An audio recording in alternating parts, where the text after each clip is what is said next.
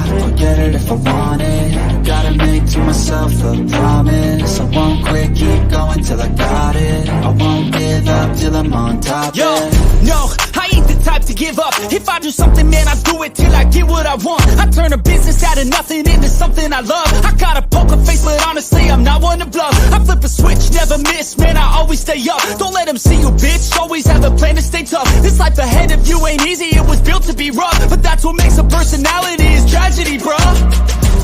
So keep your head on your shoulders. Now we ain't out here moving rocks, we out here moving. Yo, what is up? It is me, it's Key, and we're back in the building with another 200 second podcast. I got my guy always in the building with me, Coach Donte. What is going on, man? Hey, what is going on, man? Basketball season finally over. Got a 2023 champion. Let's get right into it, a new Crowley champion. Donte, we are 60 episodes in of the 7200 second podcast. We are 40 episodes away from 100.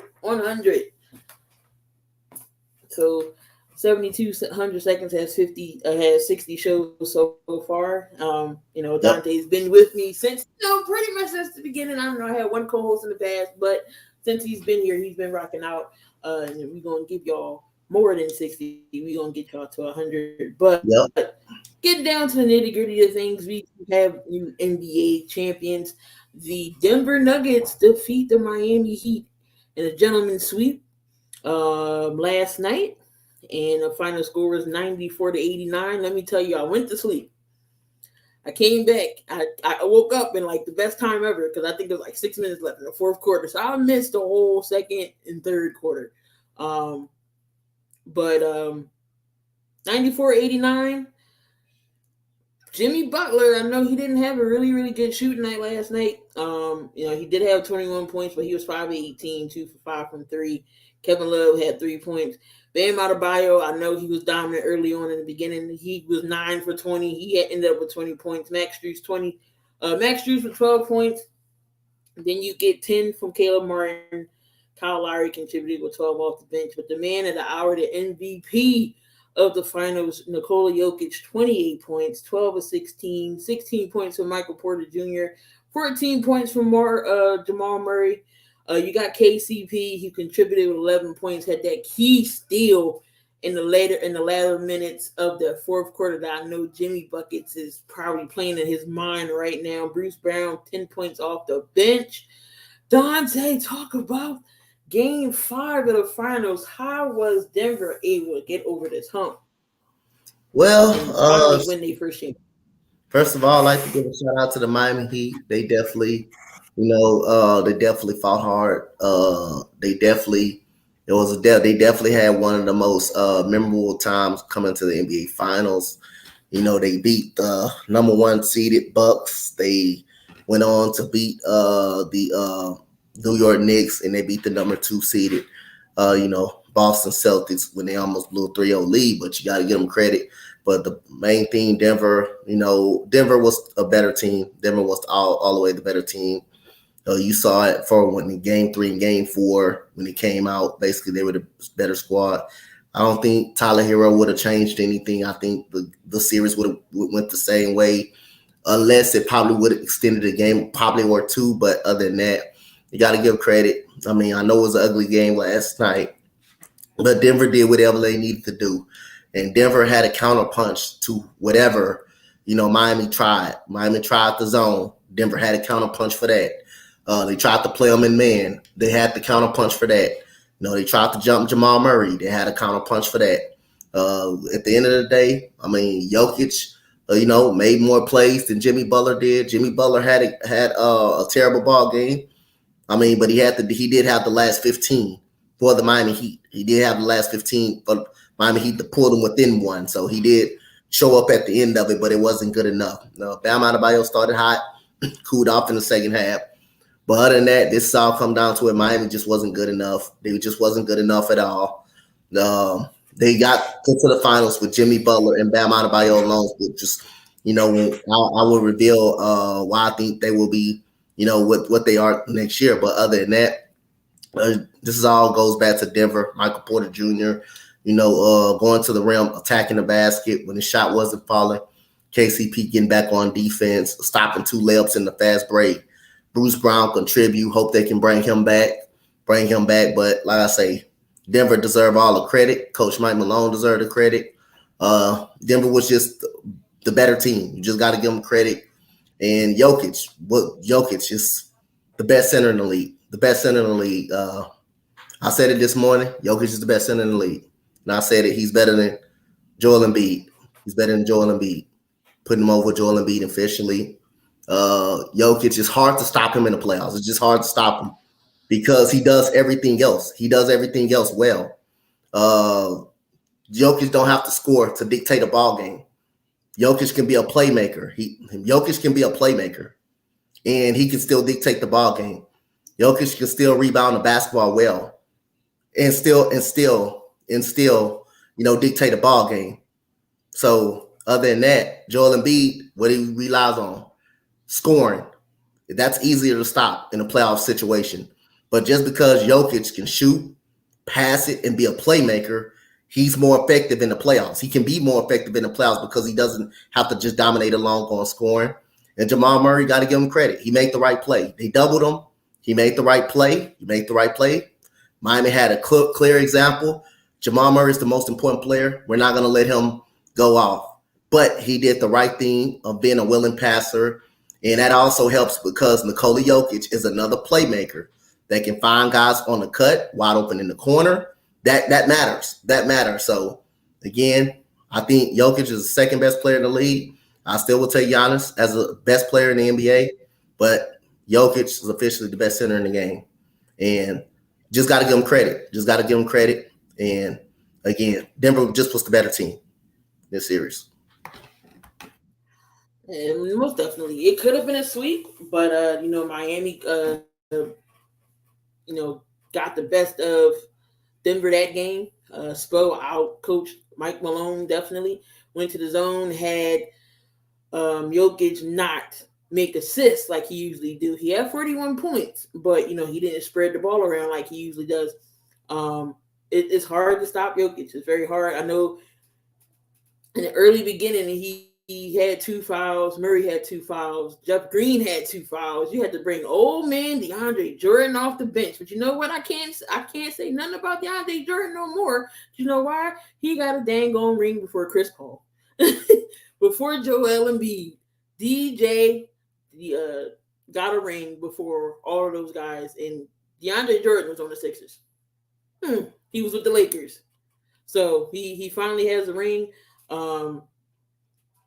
Murray came in with the clutch, but let's give a shout out to KCP. KCP, when it mattered, I know he didn't have a very good series this whole finals, but he made plays when it counted, and especially that turnover in the latter part of the game is what sealed the deal for Denver. That bad turnover that Jimmy Buckets did, that came in clutch, and right when the Heat was battling back, they was going back and forth for the last 2 minutes. But that costly turnover turned it on. At one point, they didn't need to chuck up a 3, in my opinion. I still think they could have got that 2. Maybe force Denver to do something. Maybe they could have afforded to live another day. What do you think? They didn't have to rush that 3. No, I said it when me and Cool McCain was on. Live yesterday. They didn't need. I think the option. I thought they needed to take a quick 2 right there to make it a free throw line game because Denver did struggle at the line a lot. So I thought they could have took a shot right there, extended the game a little bit. But at the end of the day, no, I'm not talking about Joel Embiid slander. I'm not disrespecting Joel Embiid at all. He's a great player, but like I say, Jokic is the best center in the league. Let's just call it what it is. He's better than Joel Embiid. Let's just call it what it is. Joel Embiid Jokic. It's no way. Like I say, I'm gonna compare something. Floyd Mayweather. You remember when he say, "It's no way to beat me, but it's 5 ways to beat Manny Pacquiao." It's 5 ways to beat Manny Pacquiao. It's no way to stop Jokic, but it's a way you stop in Joel Embiid. It's a way you stop Joel Embiid. It's a way you can stop him because again, Jokic can do everything else better. Probably besides on the defensive side, he can do everything else better. And what makes him effective, because he can be a playmaker. He can be a playmaker. That's what makes him much more better. He doesn't have to score to dictate the game. Joel Embiid, you need his scoring. You need his scoring. You need his scoring. That's how Joel Embiid can impact the game. You need his scoring. Jokic, you don't need his scoring to impact the game. He can beat you so many ways. And Jokic, people don't give him no credit. He plays some hell of a defense. Jokic plays some hell of a fucking defense in the playoffs. If you haven't seen it, he plays some hell of a defense. So Jokic can impact the game so many different ways without even scoring the ball. Just like I say, it's no way to defend Jokic, but it's a way in the playoffs you can defend Joel Embiid. And we all seen that against the Boston Celtics. They didn't stop him. They didn't shut him down, but they contained him enough. Just when you think Miami had the game plan to stop Jokic, it held him to 4 assists. He still ended up impacting on the rebounding end, defensive end, and he still had games where he had 10 assists in this series. So again, Jokic impacts the game so many ways.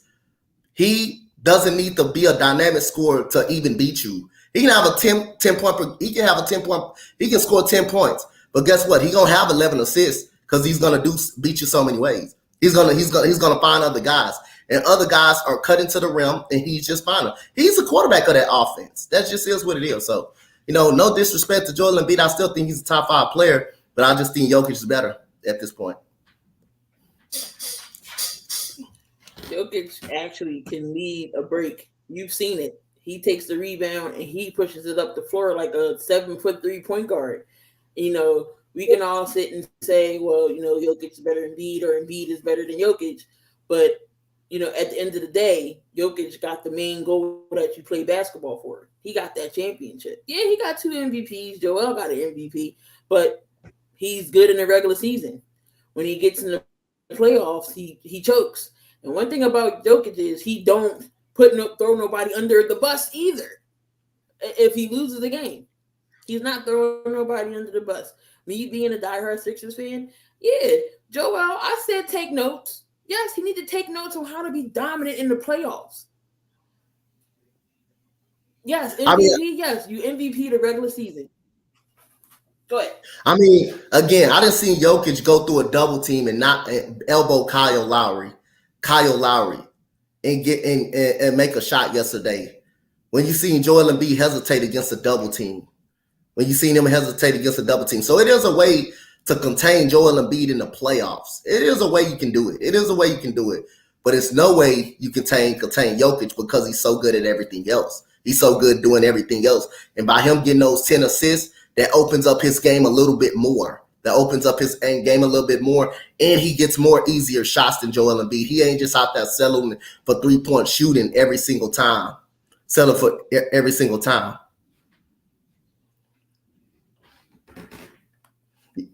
You say Jokic is more touchable. Is it? Jokic shows up in bigger games. Yes, Jokic shows up in bigger games. He shows up in bigger games. Yes, he does. He shows up in bigger games. He shows up in big games. Burns said it's crazy. Foreign players are better than American players. Jokic is clucked, Embiid isn't. Facts. Yep. See the realistic Sixers fan knows what it is about Joel Embiid, not the delusional ones. Like we talk some sense. Denver is squared away as far as contracts are concerned. No major changes. Joker makes $50 million a year. He's not going anywhere until 2028. Exactly. I think that squad will stay together. They are favorites to run it back. What else? Oh, God. No, Joker wants to go home. It ain't my birthday yet. It's coming. It's on Friday.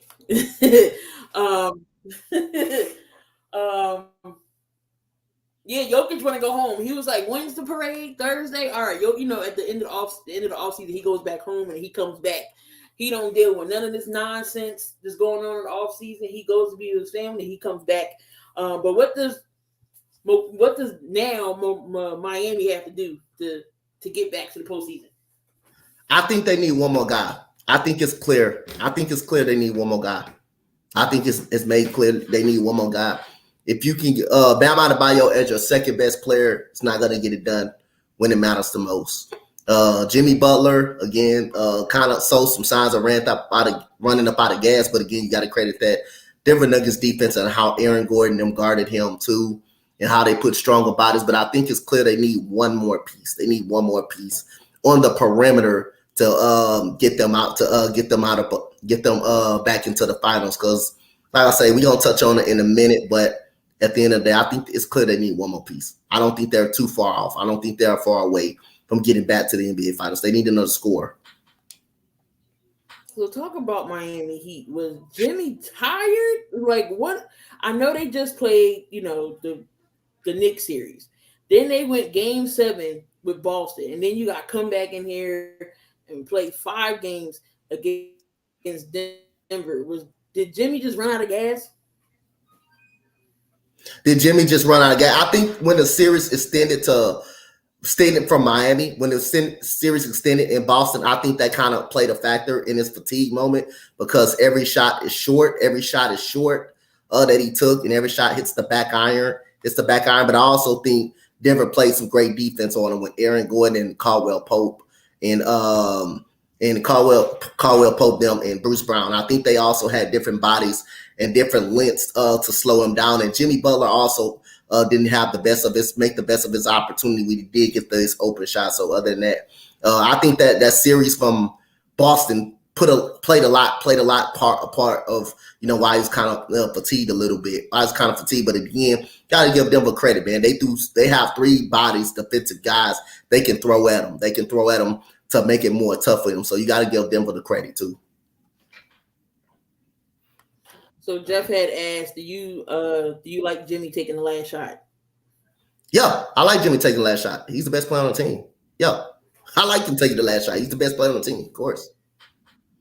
I just think they one more piece away. Right, because you had Caleb Martin, Gabe Vincent can shoot, but they was inconsistent last night. So Jimmy was your best option, even though he had a great scoring night. He had 21 points. But yeah, I don't mind Jimmy definitely taking the last shot. They just need to stay healthy. Yeah, that's true too. I'm surprised we didn't see Tyler Hero at all. At least try to get in. I know he was cleared. He was suited up. Do you think maybe they could have put Tyler Hero in? I know it wouldn't have made much of a difference, but maybe try to see if he could have go or what he could have did. Would he try? No, I don't think it would have changed anything. I think it was the right thing to set him out. Let him go through a full off season. I think it was the right thing. Don't rush him back in. Then he rusty and all that. He's struggling and he's not helping. They tried to do that last year in Game 7 when he had that hamstring injury and he clearly couldn't play and he shouldn't have been out there. So I think they did. I'm not blaming Eric Spoelstra for not playing him. I think send him out is the right choice. But other than that, hey, yeah, I didn't think it would have made a difference at all.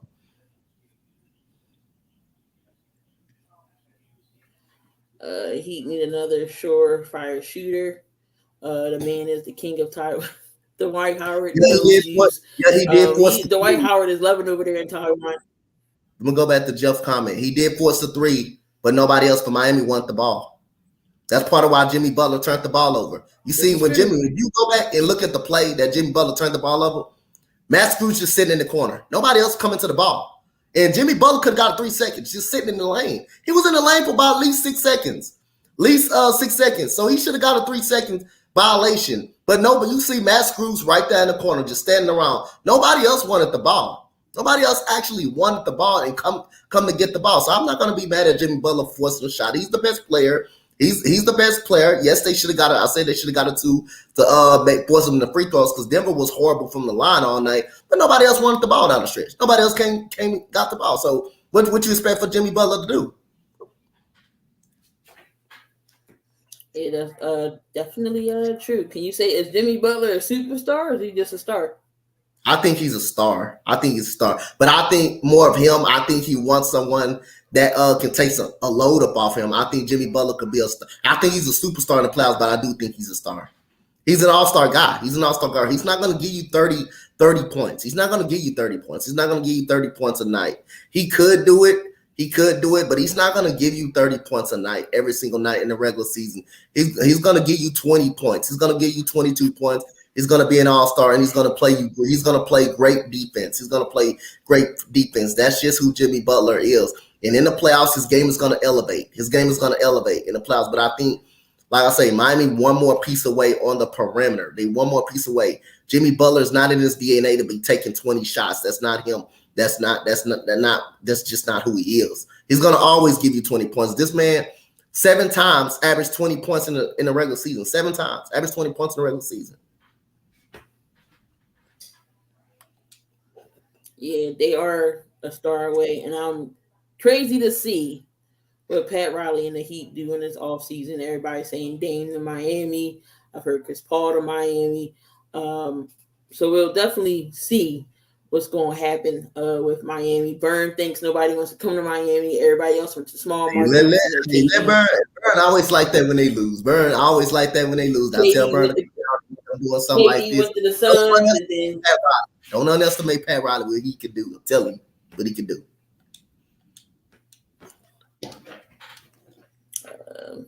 What's going on, Gregor? Appreciate you for being in the chat, especially the championship game. That's right, Van Vliet. I mean, he's on he took his player option. Could he possibly go to Miami? With the right payday. Yeah, I mean, like I said, he turned down $22 million, but with the right money, I think he can go, and I think he'll be a good fit too. Fred VanVleet averaged 20 points a game, been averaging 20 points a game in his last 3 seasons. A point guard, basically a younger starting point guard, and he been averaging 20 points per game the last 3 seasons. It's over 7 assists. So he's also a very solid playmaker and a good efficient shooter.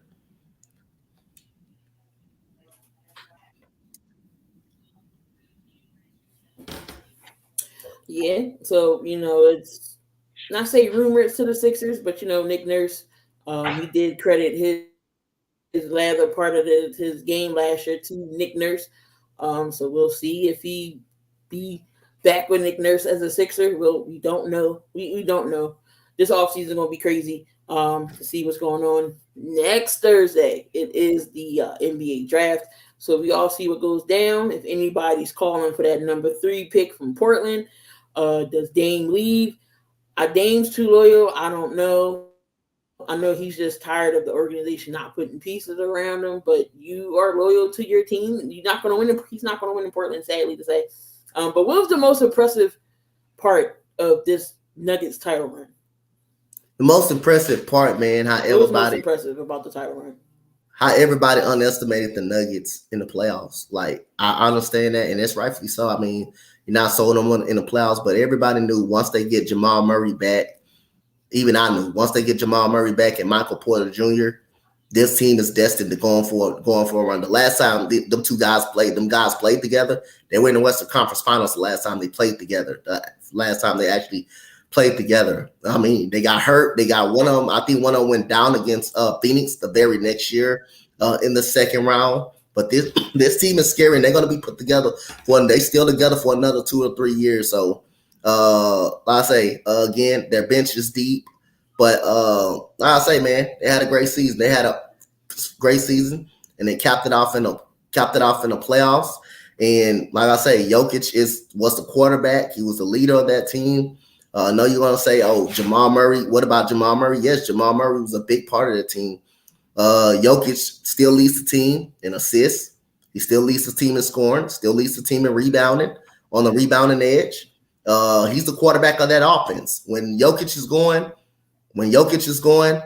everybody goes. He's just a guy that just makes everybody better. And he's a guy that can figure it out really, really fast. Really, really fast. But other than that, they got a great locker room, great head coach, no egos, having fun, good team chemistry. But again, underestimation. A lot of people didn't think this team can do it. They went on, they did it. I mean, they beat the Phoenix Suns. Who had no depth. And I blame that on the front office more than I blame that on the players, because again, they traded away Mikal Bridges, Cameron Johnson, traded him away. They traded them away to Brooklyn. And again, the Clippers, they would never be healthy. Clippers would never be healthy. Clippers will never be ever be healthy. I don't care what it is. Paul George and Kawhi Leonard, I think this is the last time they're going to play together. This year is going to be the last year they play together. This year is going to be the last year they play together. They're going to never going to be healthy. So again, they can be back in it again for another 2 to 3 years with a lot of what ifs in the Western Conference. So the biggest thing for them is unestimation and motivation for them. Dang on cat took down the curtain in the damn room. This sun glares are horrible right now. Okay, I'm trying to get out the sun. But no, like Khan said, it's no egos. It's no egos with Jokic in that team. You know, they play as a team. You know, Jokic is a very humble dude. You know, he takes accountability for himself. He doesn't throw nobody under the bus. So, you know, that run, you know, once we saw that Murray was back, he had his role players around. The one thing about that team, they know their role and their strengths. When they come off the bench, Christian Brown, the rookie, he got the championship last year in college, and then to be a rookie to win the championship, he played crucial minutes as a rookie. Mike Malone trusted him to do his role, and he played well in this series, even in the other series, the Lakers series, the Sun series. He played well. Colin Gillespie, Nova, he gets a ring. So we'll see Colin Gillespie probably on the court. Ish Smith, who's been around 13 seasons for Ish Smith, former Sixer. Let me note that everybody that leaves Philly does something. Ish Smith finally gets a ring. Reggie Jackson get a ring. Thomas Bryant, he gets traded from the Lakers. He gets a ring. So, I mean, it's crazy. But shout out to the Denver Nuggets. They won their first NBA championship in 47 years. Again, they are the favorites to win it again next year as well. Moving on past the finals. I know we always talk about James Harden, but has James Harden's time as a number one option, is it over? Yeah, it's been over. That number one option been over. The moment he was traded to Brooklyn, that time had went away. That time went away. That been over since he was traded to Brooklyn. So it showed you his frustration after Kevin Durant got hurt and Kyrie Irving went down, that he was tired of being the number one option. He know he couldn't do it anymore. And he requested a trade to go out to Philly. He stopped giving effort. He requested a trade to go out to Philly. But at this stage of his career, since he was traded to Brooklyn, from Houston to Brooklyn, he's been out of the number one option. He's been done. So yeah, he's not a number one option no more. He can still get you a 20-10. He still can get you 20 points, 10 assists. He just can't. He lost a lot of athleticism in those calls he used to embellish in Houston. When the referees, when NBA kind of changed that a little bit, he's not getting those anymore. But he still can be a secondary option when need to be. It's just depending on what James Harden is going to get in the playoff run. In the playoff run, he's still going to get you 20 and 10. He still can get buckets. Right. We're not going to see that James Harden that's used to go get you 40, close to 50, 60 points a night. James Harden that can go to the rack, that can jump. He got some lift. Again, he can't do what he used to. But like Coach, like you said, he can still give you 20 and 10. And I'll take that from James Harden right now. He still knows how to be a facilitator. He still knows how to do the step back three. Once he's on, he's on. He still can get hot at any time. He just can't go to the basket like he can do. Now, we all know what his mentality is when it gets to the playoffs. That's a different story. Can a James Harden get you over the hump in the playoffs? And his track record tells you no. So I don't know if he has to be on a team that has other stars to get past that hump, or can he? I don't know, but he couldn't do it with Philly. We don't know if he's going to come back. But again, he took that player option, and they say he can go back to Houston. I've heard the Suns. I've heard some other things, but James Harden definitely isn't a number two option, and wherever he goes, he needs to he can still get you 20 and 10. He might even get you a double-double. He might get you 20, 10, and 10. It depends. He still can get your triple double, but you definitely going to see a 20 and 10, and he's definitely going to facilitate the ball to you. Getting the comments here. Khan says Harden can be a part of a contender, not the number one anymore. Juice James got big in his last years in Houston. His weight, but still affected him. You can tell. It ain't. I mean, his weight fluctuates, but you can tell in his legs he don't got it. Aaron Gordon found his NBA lane. I agree with that. Aaron Gordon has came a long way. Orlando days. You've seen him in other teams, but I think Denver is definitely a great spot for him. Denver found their player. I think he's going to be in Denver for a while. Still take the blame. Going 6. Oh, hush up. Zion got other fish to worry about. He got a kid on the way, and then he got his baby. Then he got his girlfriend, and he got side piece drama. So Zion, you got better. Zion got better things to worry about. James Harden is a great compliment to a star player. I agree with that. Definitely agree with that. Father Time is undefeated. His window is closing. Yep. No question Harden can still help a team win in a different role. I agree with that, Mo. And Vic says, I think he can. And we had our first game against Boston. Harden took over that game because nobody else wanted to play. Harden game 4. Don't forget about game 4. Was in that game. Joel didn't play that game, and everybody was going to lose game 1, including myself. And the game 4. And Embiid played that game.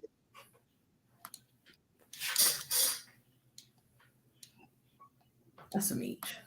Damian Husher face. All right. So, should Miami, if they was and wanted to try to convince Dame to leave Portland, do you think Miami could do it? Yeah, because I'm not going to rule out Pat Riley and what he does. I'm not going to rule him out what he does. Pat, trust me, when a big name comes up, Pat Riley is always going to find a way to jump on, try to see what he can do to get that player in Miami.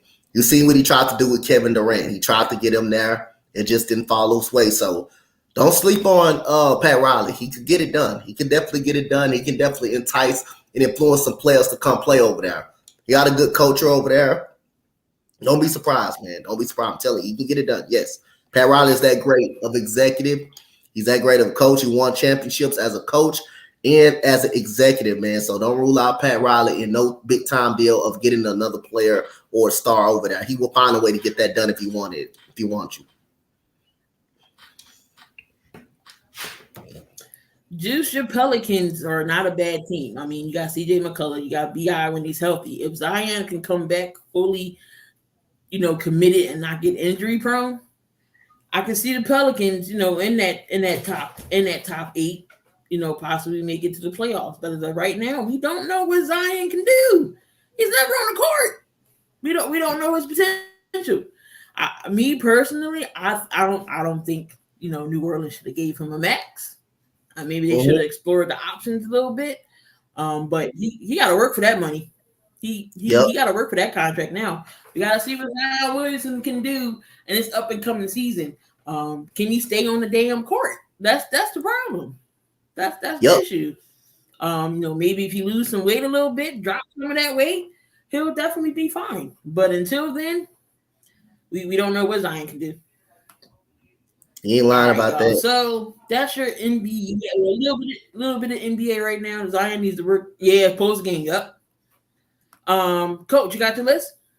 Yep, I got my list. I got my list down right here. So I'm gonna come back on the screen in a minute. I'm trying to say this thing, but all right, I'm back now. So here we go. My list. We already know we got some WNBA players right here on this list. But we also got an NBA superstar on the list as well. So I'm gonna start with number 5. We're gonna go with Ionescu, Sabrina Ionescu for the Dallas, not for the damn Dallas Wings, for the New York Liberty. Definitely killed my Wings in the second half. Her and Breanna Stewart, who's also on this list. Ionescu, 22 points, 6 assists, 6 rebounds on Sunday's victory in the second half. Liberty definitely outscored my Dallas Wings 34-17 in the third quarter. Third quarter was the reason why we actually lost the ball game. We won every quarter besides that quarter. And that 17-point quarter won the Liberty that game. And Sabrina Ionescu was the reason why they was a part of that third quarter burst. Now, number 4, we got BG, aka Brittany Griner, over the comeback win versus the Indiana Fever. They were up. Fever come out. They was up by 10 going into the fourth quarter. Brittany Griner, 29 points. 6 rebounds, 3 assists. She gave Aaliyah Boston some of that work, man. She said she gave Aaliyah Boston some of that welcome to the league, rookie. And hey, gotta give it to her. Gotta give it to her on that. Aaliyah Boston was great, but hey, welcome to the league, rook. BG, 29 points over the win against the Indiana Fever. And number 3, Key, I'm so sorry this happened. Navissa Collier at number 3. 24 points. 9 Y'all really gave me the last 2 minutes of the ball. 24 points, 6 assists, 9 rebounds for Navissa Collier. She's an all-star right now. She's an all-star right now. Oh, right after her pregnancy, she comes back within 7 games last year of the season, but she with a full season, Navissa Collier dies an all-star. And now we got number 2, Brianna Stewart, 32 points, 9 rebounds, 5 assists. Look, he's still shaking her head up on that. Yes, man. I was irked about that Sparks loss. The last 6. Oh my God. Yeah, that kind of hurt right there. So Brianna Stewart, 32 points, 9 rebounds, 5 assists. Her Ionescu decided to team up in the third quarter and beat by Dallas Wings. And number 1, we got the MVP of the NBA Finals, Nikola Jokic, 28 points, 16 rebounds, and 4 assists for Nikola Jokic to cap off the 2023 NBA title for the Denver Nuggets. And that is the coach's list. And Jokic's been number 1 on your list a lot this year. A lot. Sometimes I don't be trying to even put them on because I know they could be on there every single time. I know they could be doing it. Jokic was hot on your list. He's been on your number ones for a minute this season, especially that grown man triple-double he had. We like 20-some rebounds and 20 of them rebounds was offensive. It was just crazy. But that was the coach's list. Next week, see who's number 1. Yes, Jeff, this is episode 60. We are 40 episodes away from 100. And again, watch out for that 100. It's going to be a jersey giveaway. So y'all don't want to miss that. But before we get into another list, what is currently the trade market for Bradley Beal? Do you think Bradley Beal will leave Washington? Washington already came out and admitted they blowing it up. So that's the perfect idea to trade Bradley Beal. Why keep him now if you're in a fully rebuild? If you come out and say you're in a full rebuild, why keep him now? So yes, I think Bradley Beal should want out, and I think he's a target for other playoff suitors. So I think he's going to be gone.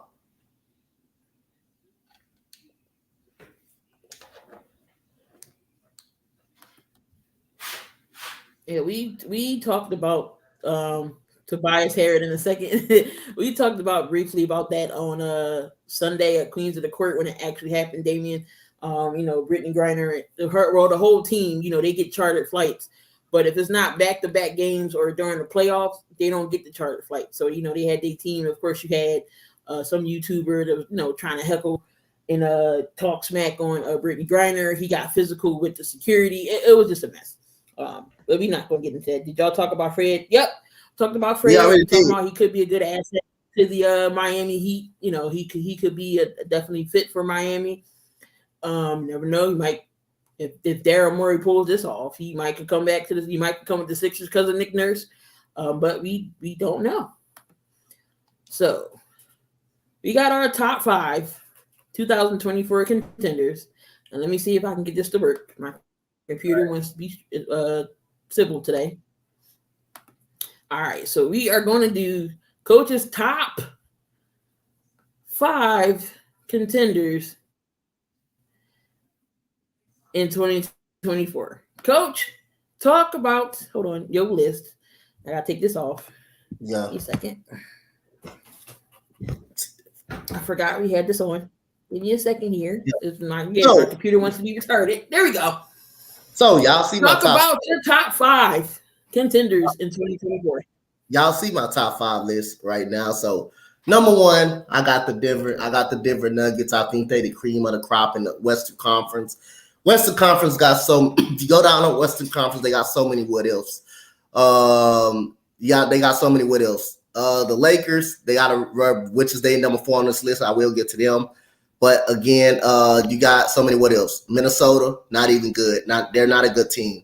They're not a good team. Karl Anthony Towns is in trade rumors, but they're not a good team. You don't have to worry about Minnesota. Portland, they're gonna be rebuilding. They're gonna be rebuilding.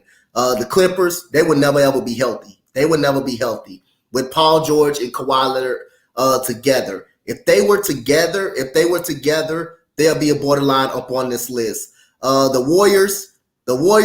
You said no love for the Warriors. Warriors, I think that dynasty could be broken up soon. But I'll still take Denver over them. I would still take Denver over the Golden State Warriors. But otherwise, Denver is my number 1 team. Phoenix, don't trust in Phoenix. Kevin Durant is always hurt, but when he's in the playoffs, they always find a way to come back down to earth. Plus, they got point guard issues. As well. So again, the West is so many what ifs. The Dallas Mavericks, you don't take them too serious.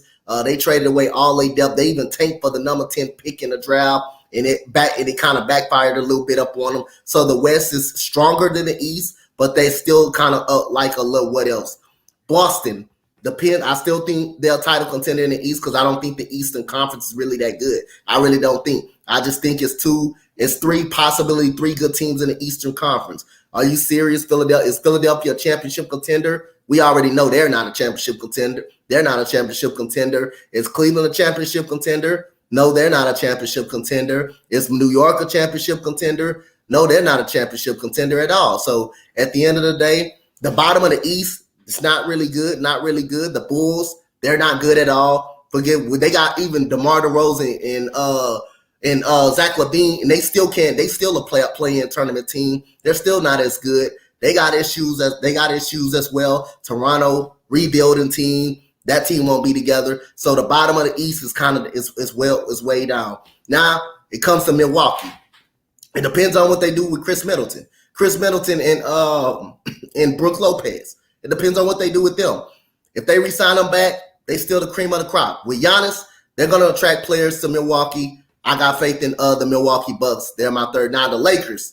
Only reason I got the Lakers, AD and LeBron gives you a shot. AD and LeBron gives you a shot automatically. They gives you a shot to be there. I think the most important thing, Austin Reeves. They sign him. They be fine on that one. They get a point guard in now. They be fine on that one. They be fine. They be fine on that one. I think the Lakers are good. They were able to make it to the Western Conference Finals this year because the West is so iffy. Now the Miami Heat, simple. They're one piece away. You get that with Jimmy Butler, and bam, is your second best player. Tyler Hero was out. You get one more star. That team is the 3rd best team, probably the best team in the Eastern Conference. So Miami don't need much to make the finals 2 out of the last 4 years. The Kings, I don't think the Kings ready yet. Not picking them. You're not picking them over Denver. I'm not sure about LA. Picking them over LA. If LeBron and AD is the same, it's healthy.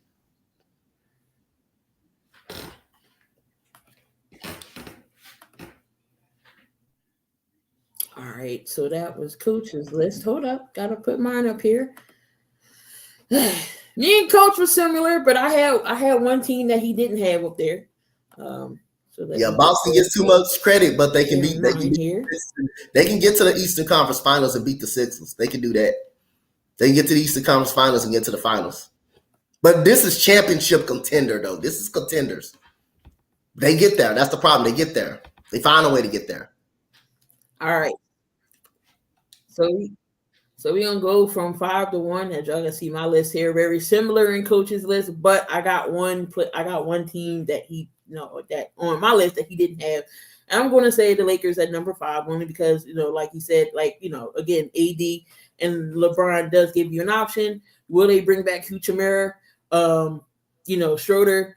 Those role players came in and they did their job. They just couldn't do it against Denver. the team was there. They weren't even supposed to be there. You know, they survived the play-in tournament and they played good basketball coming down the stretch. So that's why they're number 5. Number 4, there you go, Vic. Got to get the Warriors up there some love. I still think, you know, even though the dynasty's over, I still think the Warriors could be a contender. You still got Steph Curry. You can shoot lights out. You still got Stephen. You still got Klay Thompson.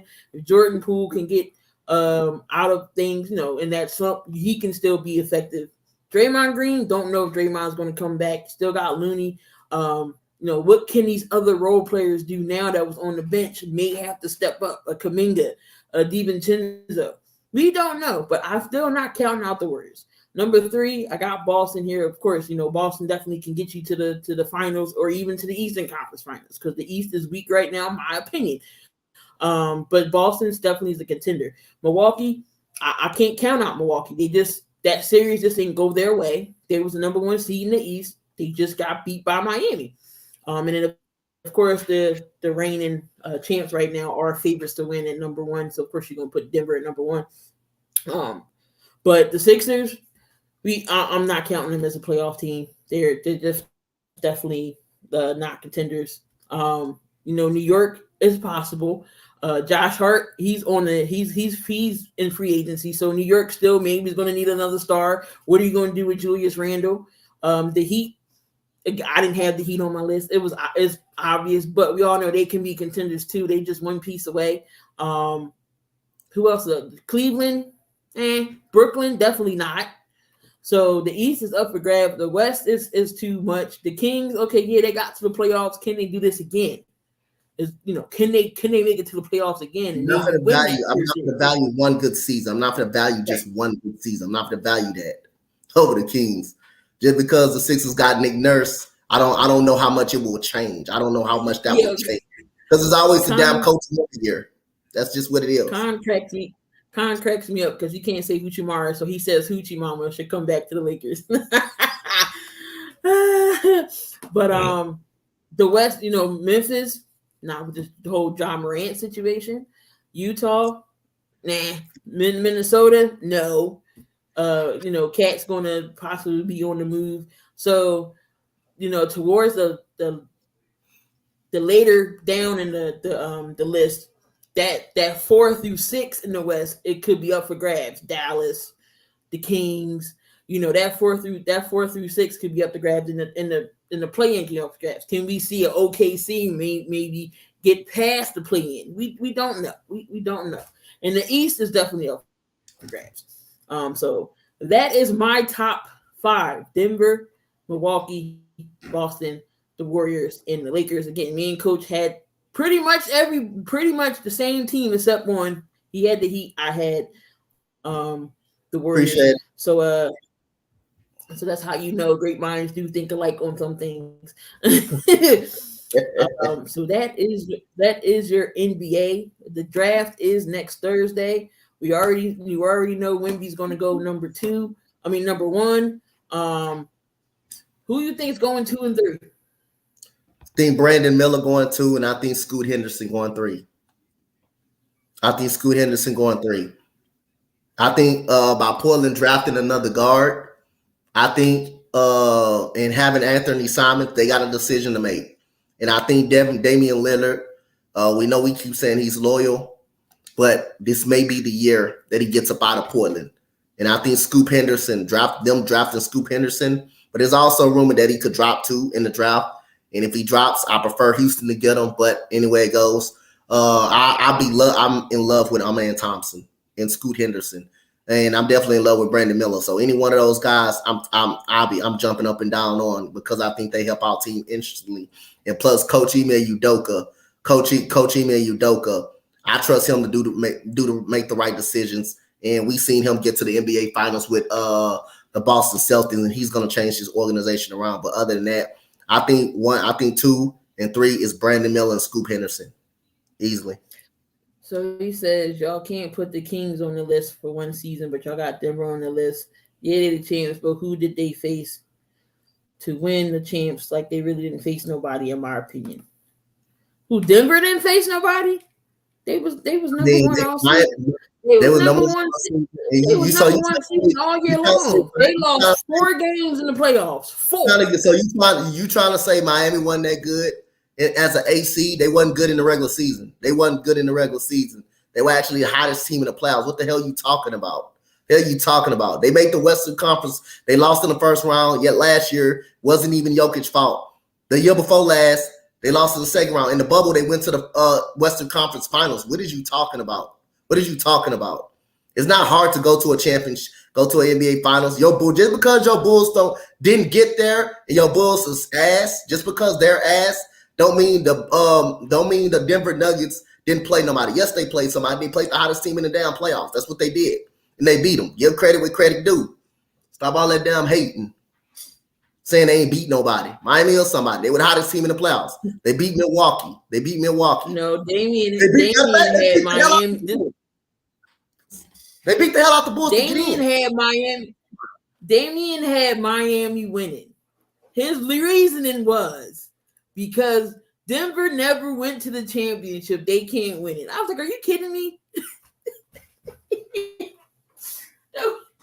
That was his reasoning why Denver shouldn't have won it. But we all know Damian is the king of bad takes.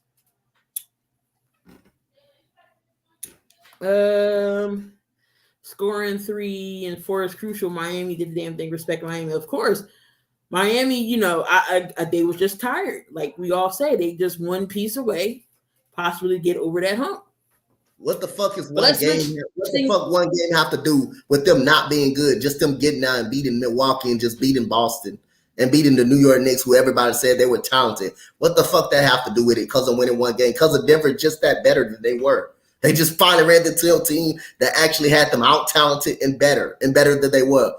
Just because your Bulls are ass and cannot get there, doesn't mean. And Miami is better than you fucking guys anyway. They the ones knocked you guys ass out to even get in. So they came in as the hottest team after beating Milwaukee. So what the hell are you talking about? Matter of fact, Damien, go sit your ass in the corner until you learn something. Go sit in the corner. Go sit in the corner. Get your hat, get your corner hat, get your little cone, and go sit in the corner until you can think about that. You go sit in the corner till you get some sense.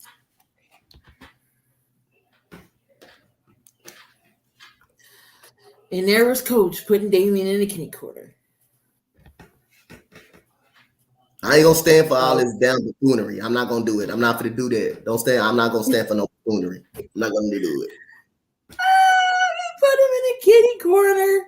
I can't. How the hell you have them to win? How the hell you have someone to win a finals, but all of a sudden they lose? You say they not good. You say they not good, but you picked them to win the finals.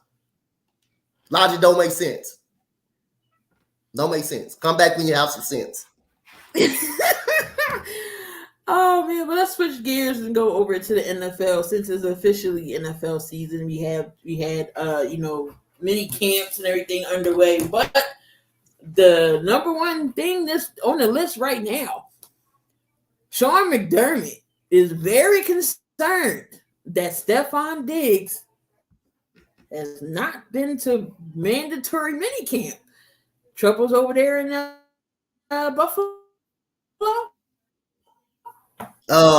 Now you say mandatory minicamp? Mandatory minicamp or just minicamp period? It was mandatory. Oh, I'll say again. I'm not gonna say as long as he died in training camp, I wouldn't take a big deal of it. As long as he died in training camp. I mean, he probably wanted him down. He probably wanted him down to get a little feel of the team and get a little bit more chemistry. But long as you're in training camp, as long as he's in training camp, that's what matters to me. But you do want to be out there for the off-season program. You do want, and the program is called, volunteer. It's too early for me to judge. I just think, in training camp, most important thing is training camp. That's in July, at the end of middle of July. So that's the most important is training camp.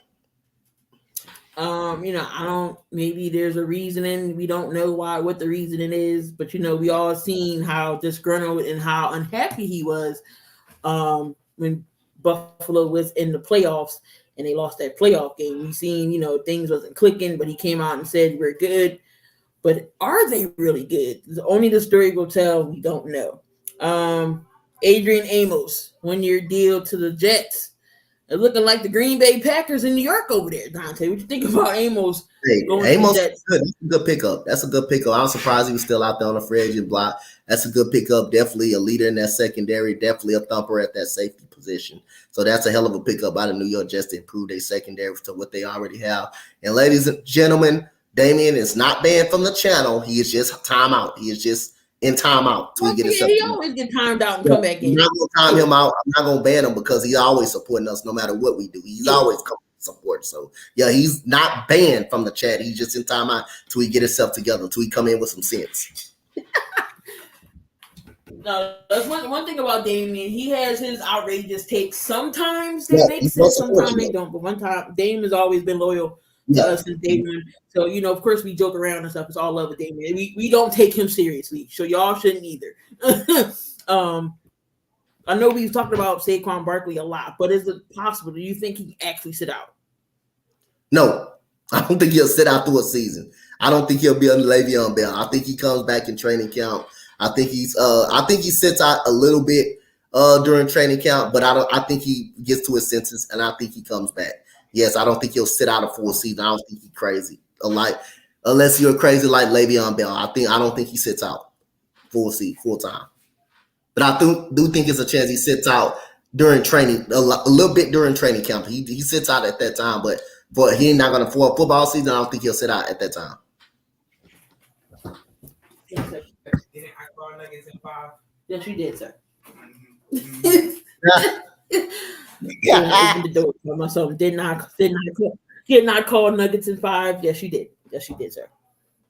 How much money would you pay him? So Jeff asked, how much money would you pay him? Donte? Pay him about 13. Pay him about 13 mil. He's good enough for it. He's a 13. Well, they said he offered the Giants offered him 14 and he turned it down. They said the Giants offered him 14 and he turned it down. Hey, I would have took that 14. Took that 14. Now something wrong with him if he doesn't end up taking a 14. But like I say, 13 to 14 mil is good to have. He was a 1,300 yard running back last year, so why not? And he's a big part of why Daniel Jones didn't turn the ball over. He's a big part of that. There's one thing about Daniel Jones that he did improve was his turnovers. Again, I've said this. I vouched for Daniel Jones throughout his tenure here in the NFL. Who the hell was he throwing to for the past 5 years? Name it. I'll wait. Who was he throwing to? Everybody was like, oh, Daniel Jones this, Daniel Jones that. He had nobody to throw to. All his receivers got hurt. Who was he throwing to? Nobody. So, yes, he improved on the turnovers because he was turnover prone. Lord have mercy. He turnover after turn. He was a turnover machine. But he improved that. Last year, him and Saquon pretty much took that team on their back to get up into the playoffs. We know he wasn't going to go far. But Daniel Jones, you gotta give him credit. He didn't turn the ball over as much, and he did improve. Now, he got a Darren Waller on the team. If Saquon going to be there, he still don't have an elite receiving core. Who's their receivers?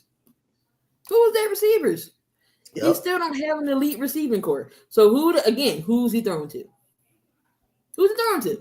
Me. Shoot, we can go get a job as receiver for Daniel Jones. 15 too much. No, exactly. No Robert. You gave Daniel Jones over down 15 mil. How's it too much for Saquon Barkley? You gave Daniel Jones that money.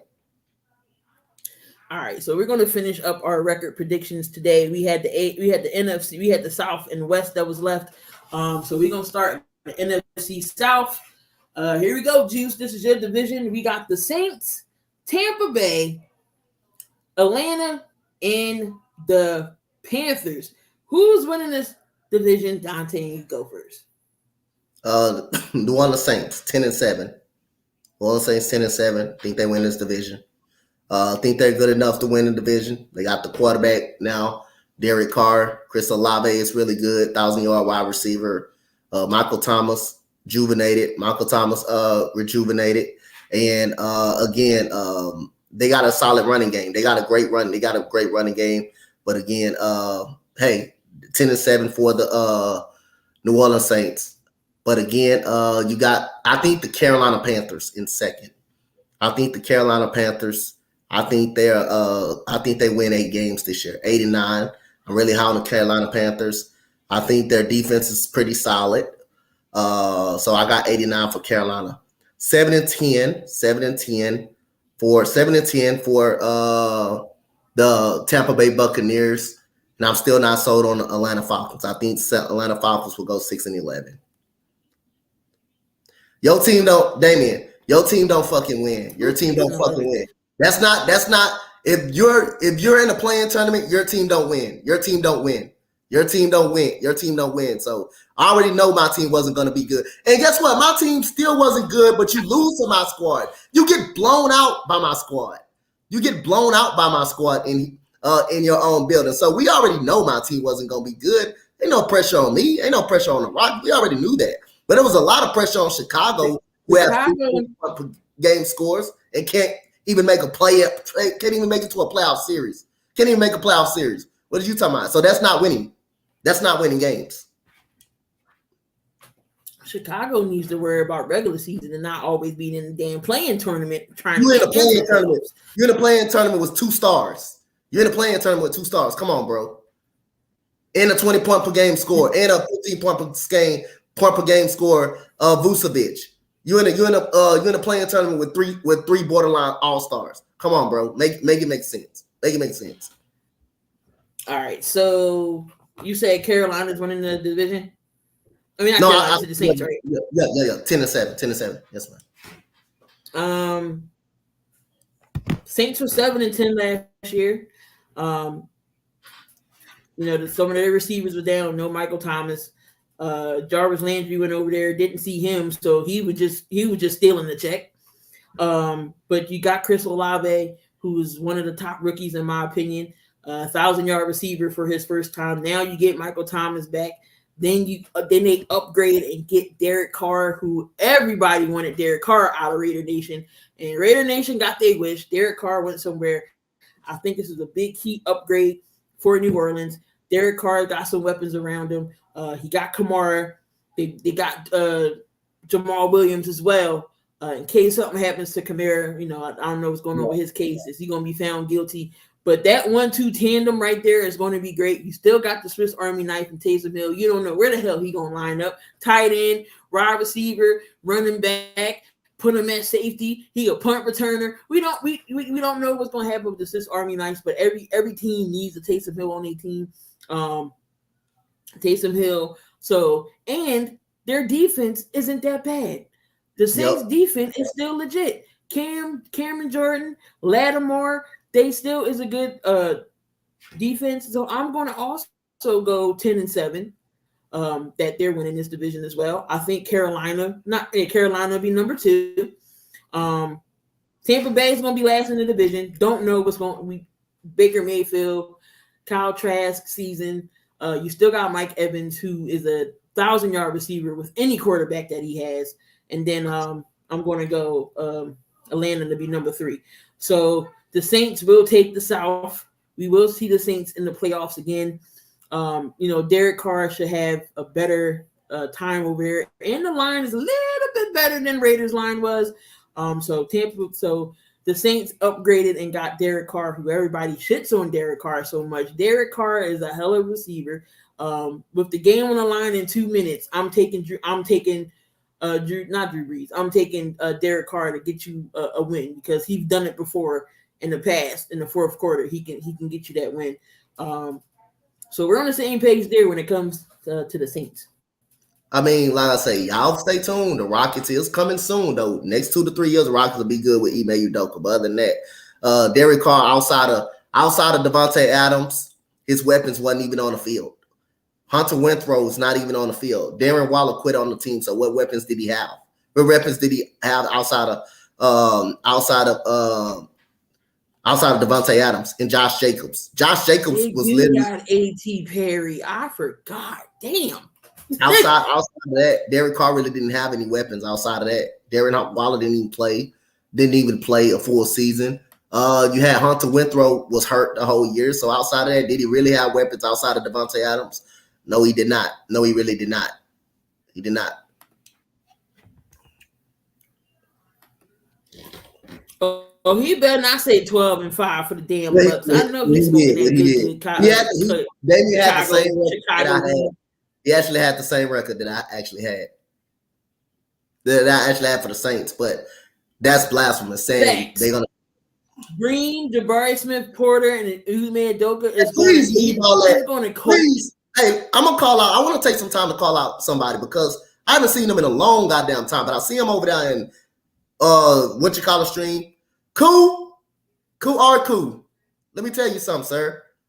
Keep the Houston off your damn mind, please, and just focus on the Oklahoma City Thunder. They're one of the best young teams in the league.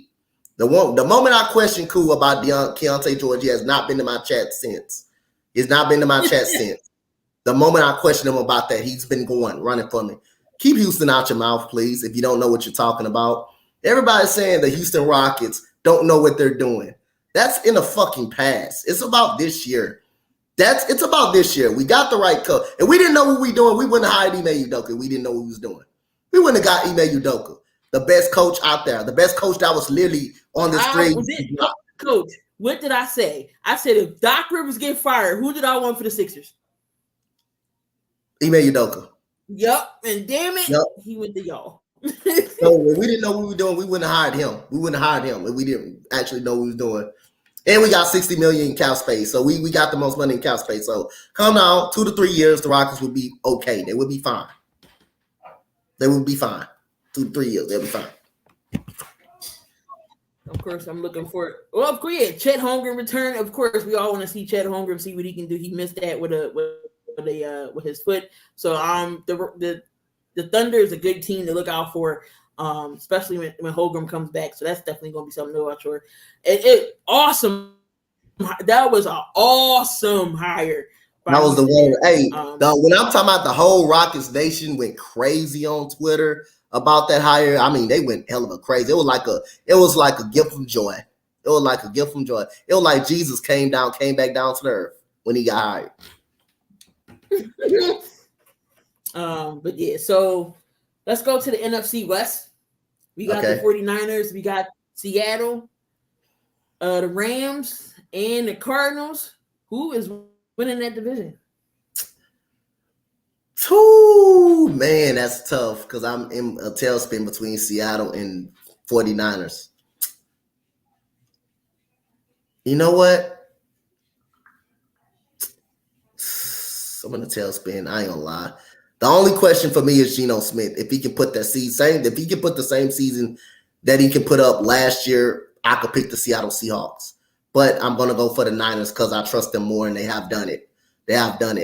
The quarterback situation, they don't know who the quarterback is at this moment. That's why you have a quarterback competition. But their defense is gonna be good. They got solid receivers.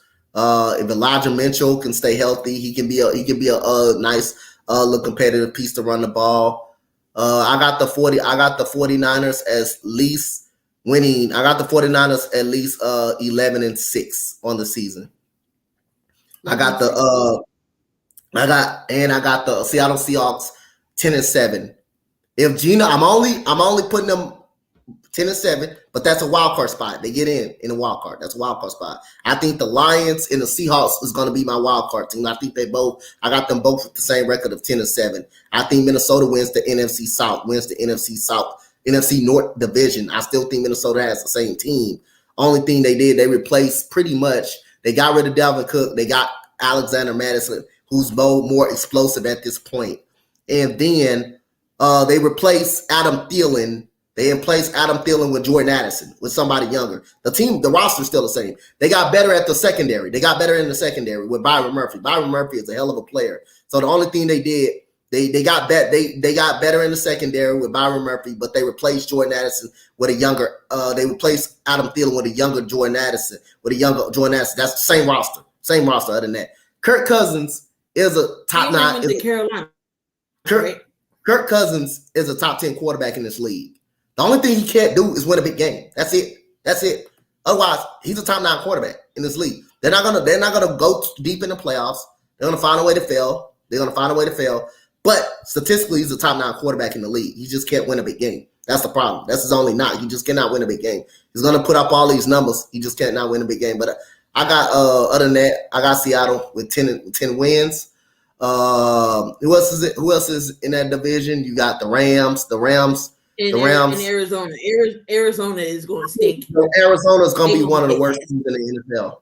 I think Arizona is going to be one of the worst teams in the NFL. Plus, Kyler Murray not going to be playing full season. So I got Arizona 4-13. I got Arizona 4-13 on the season, and I have the Rams 6-11. The Rams is liking Stetson Bennett over there. So that's great to see, Stetson Bennett getting some praise in there.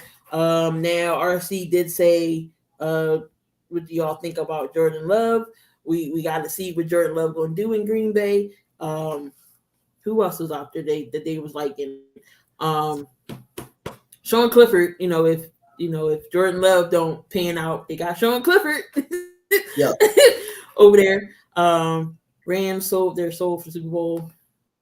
Steichen has 12-5, the 49ers, 11-6 for Seahawks, 8-9, and 5-12. I got the 49ers winning that division as well. Can I give them 12 wins? I'll give maybe 11. They'll go 11-6.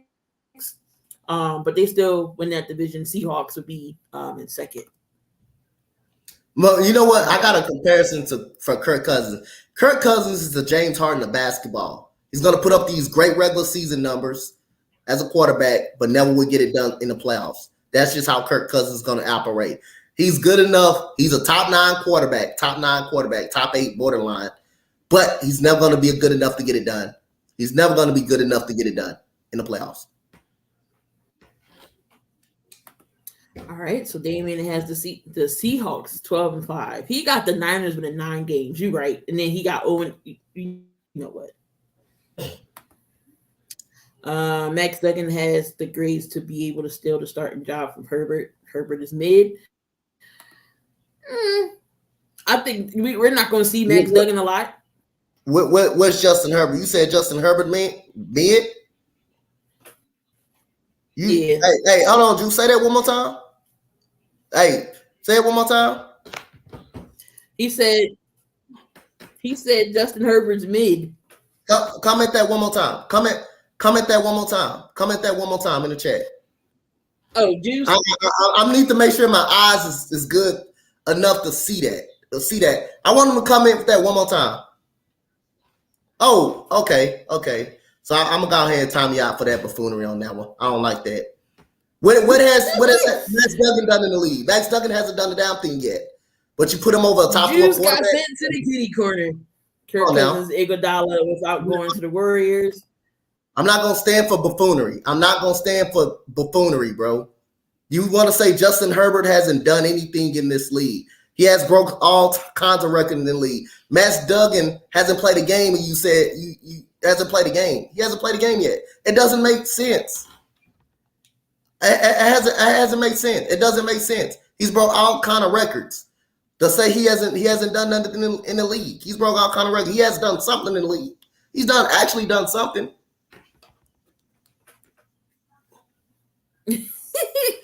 But to disrespect him like that, that's disrespect. To say he hasn't done nothing in the league, but then you think Max Duggan gonna take his job, and someone that hasn't played, he hasn't been on the field. You can't say that. That's disrespect. Yeah. I don't like that.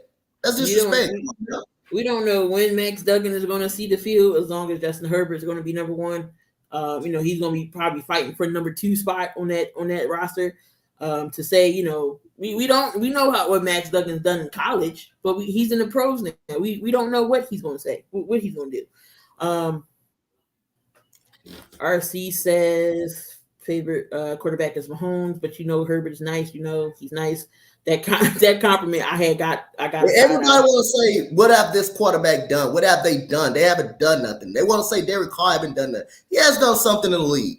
That's just like saying, and it's no disrespect. Jalen Hurts is a top 5 quarterback, but what he has done? He went to the Super Bowl. He hasn't won a chip yet. That's still nothing in the league. Much as people slander Aaron Rodgers, he went to a Super Bowl Won a championship. He hasn't done nothing since then. It ain't no such thing as nobody really. Now, Matt Duggan hasn't done shit in the league. Hasn't done nothing in the league. He hasn't done nothing at all. Davis Mills ain't done shit. Trevor Lawrence did not do shit. Did not do shit yet.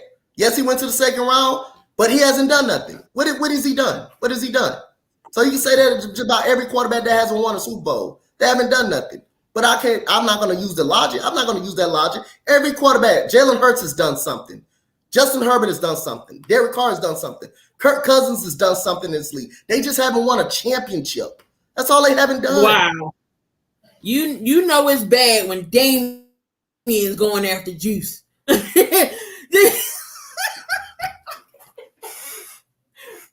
Okay, so even Damian knows Justin Herbert. You know, that's funny. That's funny. All right. So we on the AFC South coaches division. We got the Houston Texans, Tennessee Titans, the Jacksonville Jaguars, and the Indianapolis Colts. Who wins this division? I think the Jacksonville Jaguars win the division. I think they win the division. I think they go 7-10. I think they go 7-10. 10-7. I mean 10-7. My bad. I think they still the better team than my team, but I wouldn't be surprised if my team finds a way to win the division. But I don't think we're ready yet. I just don't really think we're ready yet at this point. I think we one more year off. Jacksonville 10-7 in the division. Division is not even good. I think we come in second place though. I think we come in 7-10. I'm gonna say 7-10 for us in the division. The Indianapolis Colts, 11-6. 6-11. And I think Tennessee is the worst team in the division. I think they go 5-12. But any one of us can win this division. Any one of us can win this division. Tennessee, outside of Derrick Henry gets their offense jump started. For Tennessee, Derrick Henry gets their offense jump started. You take him away, who is that? Who is Will Levis and Malik Willis going to throw to? You take him away. Take Derrick Henry up out of the equation. The only way Tennessee can get some offense going if Derrick Henry can run the football. That's who it start with. Now their defense, Tennessee's defense is going to keep them in a lot of games. Tennessee's defense is really good. They're really good. The problem is it's going to be that offense. Yeah. Tennessee's always had a good defense. It's like you said, it's just offensive. Tannehill, can Tennessee rely on Tannehill? Malik Willis, we all know he's a science project that never, he's that project that never, you procrastinated on and didn't finish. And then Will Levis, that's another issue. Him coming in to see how he's going to adjust. But yeah, we going to see. But I'm going to have to agree. I think the Jags will take that division. I think the Colts might be in second. We got to see what AR does. He's definitely going to start. You're not going to be a pick 4 and sit on the bench. I think he starts over Uncle Rico. The Jags definitely got some potential. We'll see with Trevor Lawrence if he can repeat the season he had last year, minus the turnovers, minus the interceptions. He has weapons. Doug used to need to use ETN a lot more. That's what happened in that Chargers game. They had the running game. The difference between that is the Chargers stopped running with Austin Eckler. If they would have kept running with Austin Eckler, Chargers would have won that game. We wouldn't be talking about Trevor Lawrence, coming back to and winning that game with 4 turnovers, and he almost had 5 turnovers. But what's the name dropped it? But I think the Jags is going to win this division. I'll give them 10 wins as well. That's their ceiling. I can't see them going over 10 wins. The Colts will be second. I'm going to put your Texans third. Tennessee's going to be last in the division. AFC West. Kansas City, the reigning defending champs. We got the Broncos. We got the Chargers. And we got the Raiders. Who was winning this division? Oh, the Chiefs winning the division. Chiefs winning the division easily. I think they win the division. I think they 12-5. 12-5 for me is the Kansas City Chiefs. Kansas City Chiefs for me. I think they win this division. I think the Chargers wild card spot. Chargers 11-6. The Raiders, I think they take a step back. I think they go 10-7, and I'm gonna go with the Broncos. I still don't trust the Broncos at this moment. 6-11 for the Broncos. You got them last. Yes. I gotta see it. I don't think nothing changed because they got Sean Payton. I still think the rest of those teams are bad. I still think they're borderline better. Jesus, Damian, these records is crazy. Donte would be ecstatic if the Texans be 12. I will tell you this. I will tell you this, bro. I will tell you this. They go 12. If they go 12-5 right now, I will be shocked. I will be shocked as hell. We're not a 12-win team. We can win at least 7 games. And our schedule is kind of favored, but I think we can win 7 games. I don't think we're going to be bad. I don't think we're going to be bad as people may project we're going to be bad. See, RC got the Jags 11-6, Titans 9-8, Colts 7-4, Texans 5-12, and he also got the Chiefs 13-4. I'm also going to take the Chiefs to win this division. I'm gonna say the Chargers going to be in second. I'm gonna be bold and say the Raiders are going to be last. Okay.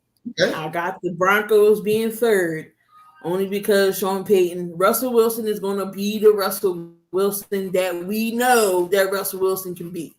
He had a horrible coach last season. What happened when Nathaniel Hackett got fired? We saw the Russell Wilson that we know can play football.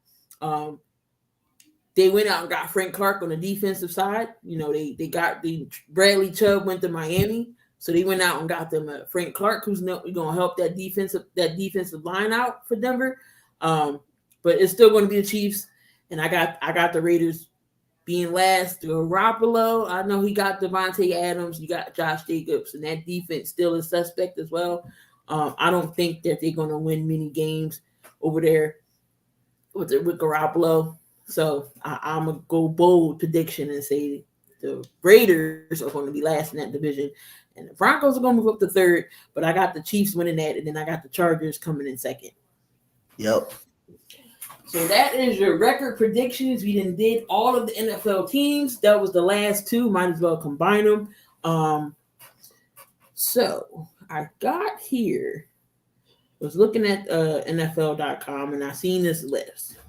So we're going to go over it. See if, there's any flaws there, anything that could be changed. But ranking the NFL new quarterback to wide receiver duos. So this is the number 1 through 9. So I'm going to start with 9 first. So remember, these are the new quarterback to wide receiver duos. You let me know. Okay. You agree or disagree with this list? Number 9, they got Mac Jones and Juju Smith-Schuster. Disagree. Number 8, Baker Mayfield and Mike Evans.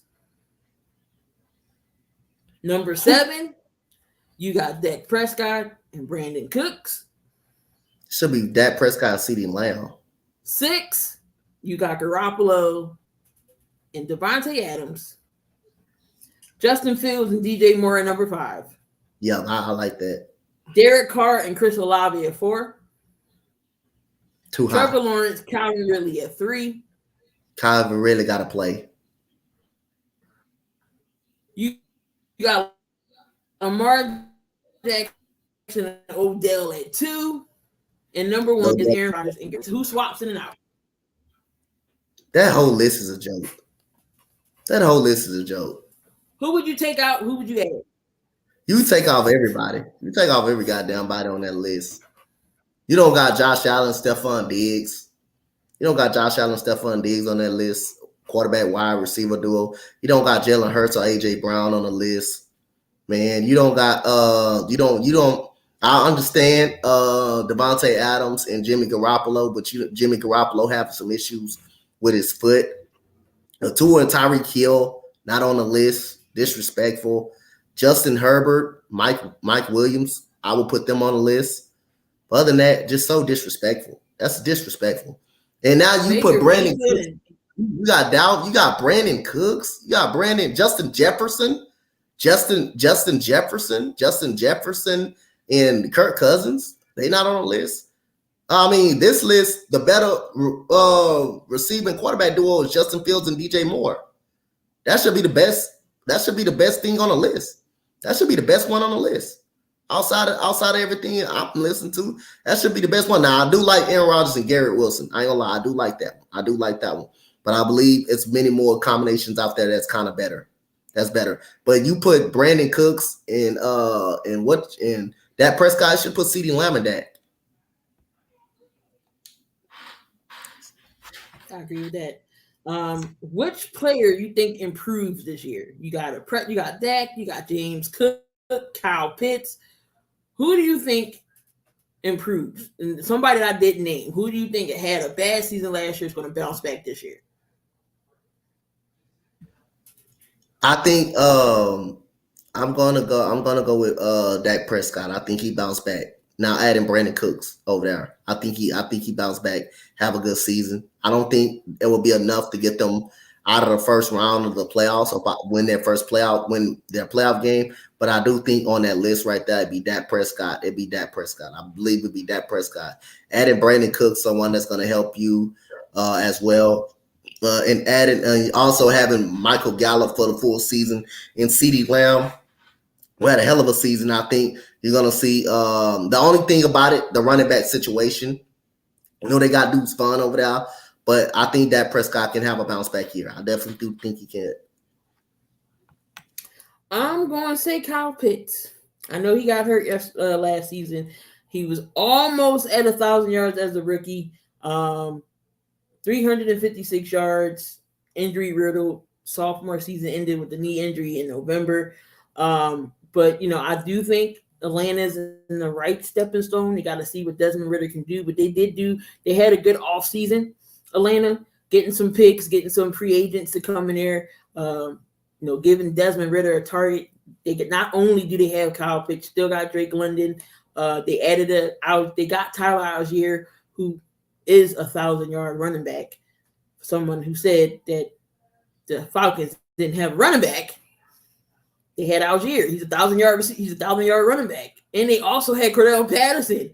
So there's running backs last time I checked. But anyway, and then they added Bijan Robinson, so it's going to be, a good 1-2 punch for them. Then they got Jesse Bates on the defensive side. Just watch out for Atlanta. Not saying they're going to make the playoffs or anything, but they'll be better than they was last year. So I say Kyle Pitts. He bounces back this year. We'll see what Kyle Pitts can do in this year with Atlanta. So I'll go with Atlanta. I'll go with Kyle Pitts in Atlanta. Donte has Dak bouncing back. You had DJ Moore on his list. They had Bradley Chubb, James Cook. The thing about Buffalo and running backs, they have a great running back crew. They just don't use them because they want Josh Allen to run the ball so much. They want him to throw and run. They would just use their running backs. I feel like Josh Allen would make so many turnovers as he does. Yep. I don't think nothing wrong with that running back crew. They just don't use them. They just put a lot of pressure on Josh Allen. They just don't use the running backs. Patterson might leave. That's true. Patterson could go.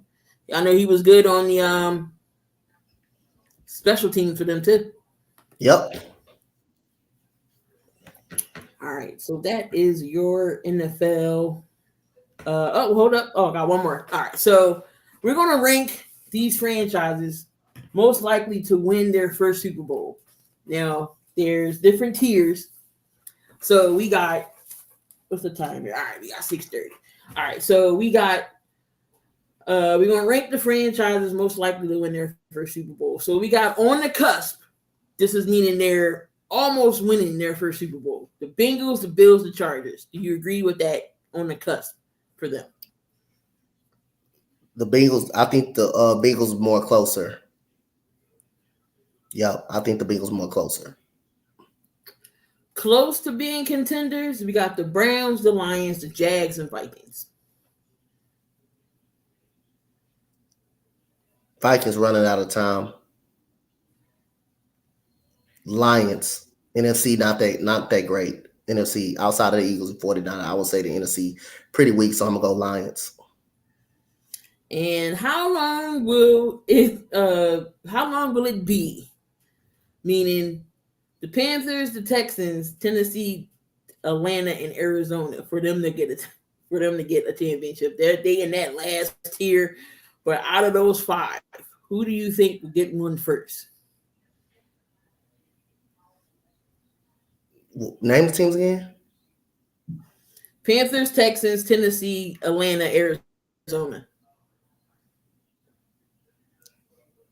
Panthers. Panthers got to the Super Bowl twice. all Cam Newton had to do was hop on a damn ball. Yep. He just stood there and watched the ball. Oh, I'm not going to go in there and get the ball. He just stood there. But no, they've been to 2 Super Bowls. They've been to a couple Super Bowls, and they just couldn't do it. I think the Panthers definitely could get over the hump. If the Texans add more pieces and get a solid team together, I can see the Texans. Tennessee, Arizona, and Atlanta, I don't know. Tennessee got there. They was 1 yard short of winning the Super Bowl. 1 yard short. Yep. RC says the Bills, Lions, Cardinals. Okay. But that is your NFL. We got one little thing for the MLB, and then we will end things here because we are on the Sports Empire Network. Coming up at 7, we got the big 3. So make sure y'all stay tuned in for that. So, Coach, we got surprised or not surprised. Okay. These are some players in the MLB who's playing good, but I want to see if you're surprised that they're playing good or if you're not surprised that they're playing good, and that's what they're supposed to be doing. Okay. So, Michael Harris the second. He's had a good season so far. His strikeout rate is the same as last season. His walk rate is up a little bit. His chase rate is the biggest red flag as a rookie. He slightly improved. His launch angle increased, which should eventually translate to more home runs and hard hitting rate, the same as last season. Are you surprised of his play right now or not surprised? Not surprised because he played like that last year. Not surprised. He's getting into a groove. He's starting to come along, so I'm not surprised. All right, next on this list, we have center fielder from the Seattle Mariners, Julio Rodriguez. He's 20. He was the Rookie of the Year last season behind Pujols with a OPS of 147. Since the May of last year, April 31, he was 540. He was 544. In the swings rate, miss rate, strikeout ratio. Rodriguez has not improved, but he's regressing with this season. Are you surprised or not surprised? I'm not surprised. I'm not surprised that he's struggling. I think he's going to figure it out. All right, so we got Alec Manoah from the starting pitcher from the Toronto Blue Jays. After struggling his first season with the Blue Jays last year, Barrios is back looking. The pitchers acquired from the Twins. He finished third in Cy Young winning in 2022. He did outperform his ERA, posting 2.24 compared with a 3.35 with runners in scoring position. Are you surprised or not surprised? I'm surprised that he's that bad, that he's been bad. I'm surprised. He's been absolutely horrible. All right, what will happen? What would happen first? A Brown Super Bowl or GTA 6? That's funny. All right, we got JD Martinez, the designated hitter from the Dodgers.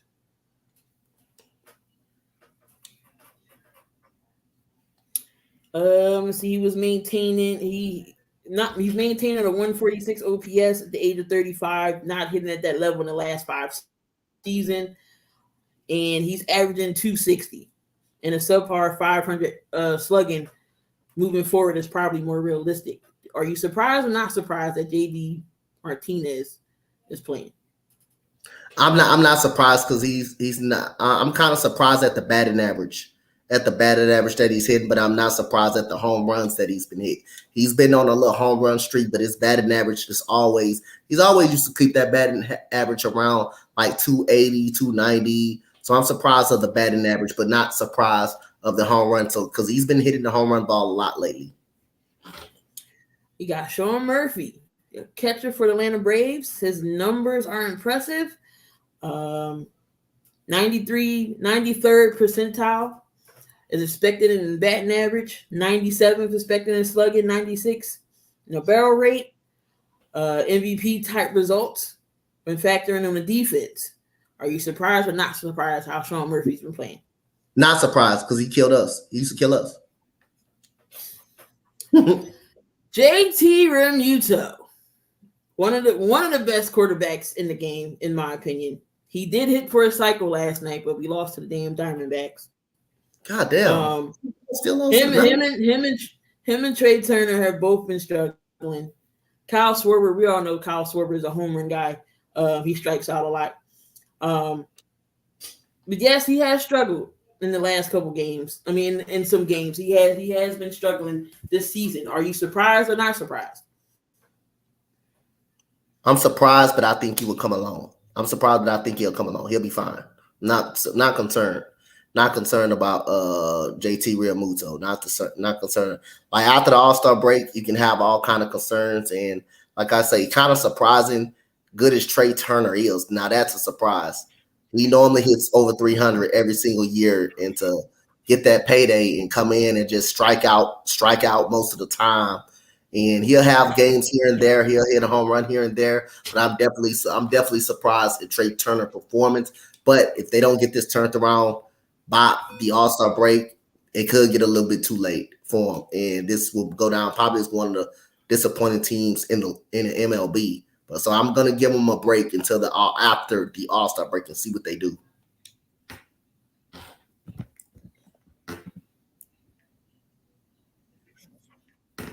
Now, Trey Turner is not the only shortstop that's struggling. Carlos Correa, Xander Bogaerts, and Lindor is also struggling. Are you surprised at them three? Yes, they too good to be struggling. Yes. I already know what you're gonna say about Carlos. Yeah, they're too good. Yeah, they're too good. They're too good for that. And Carlos Correa, what has he done since he left Houston? Nothing. He has not done nothing since he left Houston. He's not been great since he left Houston. So yeah, I am surprised though. And Frankie Lindor, he got that big time contract. He hasn't performed at the level. He hasn't performed. And also, I think the Padres under 500 too. Very disappointed. And it's definitely how Xander Bogaerts been playing. So I'm definitely surprised. All right. Talk about Ely Dela Cruz. Where did this kid come from? Is he going to continue to play like this as a rookie? Nah, he's not gonna continue to play like this. I think he's gonna struggle at some point, but I think he's gonna be fine. He's gonna go through his rookie moment. He's gonna be going through his rookie moment. He's not gonna stay hot the whole season. He hasn't been able to get on his buzzer since leaving Houston. He didn't went to two potential good teams, and they all didn't want him because of the injury he had. Remember, we thought he was going to the Mets. Remember, we thought he was going to San Fran. Now he goes back to Minnesota. That was the craziest off-season drama that we done seen. We done seen two teams that wanted him, and both said no. Which was crazy. Do you think we're gonna see any big splashes before the trading deadline? Any teams make any moves? Yeah, I think some teams gonna make a move on a starting pitcher or a bat or something. Yeah, so I think we're gonna start seeing that like at the trade deadline before the trade deadline. I know one thing, they better get some damn pitching on our side because Jesus Christ. Yeah, y'all pitching is good. Y'all don't need no damn pitching. What's going on, Doug? What's going on, Doug? What's going on, Doug? For those y'all don't know, Mr. Doug Brooks, aka the Big Time. Make sure y'all tune into his channel, the Big Time Show. Diehard Cowboys fan, diehard Lakers fan. But one thing. Now, why are you gonna spam in the chat? Jesus Christ! One thing about Doug, he's gonna give it to you straight. He don't sugarcoat nothing. He's gonna tell you your team. He's gonna tell you the Cowboys stink. He's gonna tell you they good. He's gonna tell it like it is. Same thing with the Lakers. So make sure y'all tune into his channel, the Big Time Show, every Monday nights and Saturday. And he's also on the Sports Empire Network. So make sure y'all tune into Doug. But I think that is it that we have here. Again, we got the big three coming on at 7.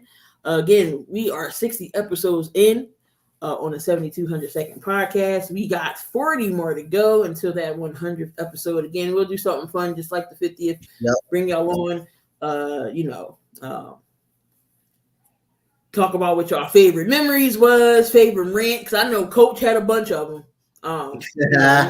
We can reminisce and go down memory lane with the rants and everything. But whose chat is he in? Jesus Christ. But I didn't put him in time out. Coach, you got anything to say before we rolling out of here? I mean, like I say, it was a great show, man. Y'all keep supporting us. We're gonna keep grinding for you guys, man. And like I say, man, hey, we coming, man. Y'all just keep on supporting. Y'all just keep on supporting us. We gonna continue to have something special for y'all, man. So 60 episodes, man. Thank y'all so much. And like I say, y'all listen on Spotify, Apple Pod. Y'all continue to listen to us and show love and support. And we're gonna keep bringing y'all these fire content 7,200 seconds. So we'll definitely appreciate y'all for supporting whoever support us. Make sure y'all tune in to Coach's channel. He will be doing some WNBA tonight. Always gotta show the ladies some love. I don't know, Coach. We may not do a show this week. I know we might. I gotta see. Yeah. Our birthday's on Friday. Sunday we're gonna try to get one in. Queens to the Court. If not, we'll definitely get one in next week. I believe the Line in the Sands is coming on tonight at 9. If you're into all the wrestling, we're going to break down everything that happened, Raw, SmackDown, pay-per-views, what's going on. Make sure y'all tune in at 9 p.m. for that on the Sports Empire Network as well. Again, make sure y'all follow us on Spotify. Leave us a review. Let us know how we're doing, what y'all want to see. And again, you want something that's going to for us to talk about, y'all know to hit us up on Twitter or whatever. Just say, hey, can y'all talk about this on 72? Most definitely will answer all y'all questions. And again, appreciate y'all for being in the chat with us each and every week. Again, we love interacting with y'all. Y'all make the show as well. Without y'all, it wouldn't be no 72. And East Coast is live at 8. So make sure y'all tune over to there if you still want to get great football content in. Tune in into his channel. So we are going to hold on. Damien got a question. Should Nunez have retired, or do y'all think it was too early? No, she retired. No, we're topping her division. Who was beating Amanda Nunez? Who was beating her? Nobody was beating Nunez. So she went out on top. So UFC definitely gonna miss her. Yep. But yeah, But we gonna get them out of here. Con, appreciate you as always. Make sure y'all tune in on Thursdays as well. Sports Corner with the Con Man. Con has some amazing guests on his show every week, every Thursday. Last week we had former linebacker for the Chargers, Stephen Cooper, who was a great person to talk to. He was real chill, telling us the stories about who was hard up against. He said Phillip Rivers was the best show. He really does talk smack. But make sure y'all tune in every Thursday nights on the Sports Empire Network. Corner with the Con Man. He always has great guests on. But we're going to get on out of here. Again, tune into the Big 3 in 15 minutes on the Sports Empire Network. We're going to get on out of here. Love, peace, and hair grease. And if you're going to do something dumb, just make sure you do it safely. We're going to get on out of here. Y'all enjoy the rest of y'all evening. We got some WNBA action tonight. I know basketball is over with, but now we can focus on the ladies some more, get them some love. But we can get on out of here, y'all. See y'all. Peace out, guys.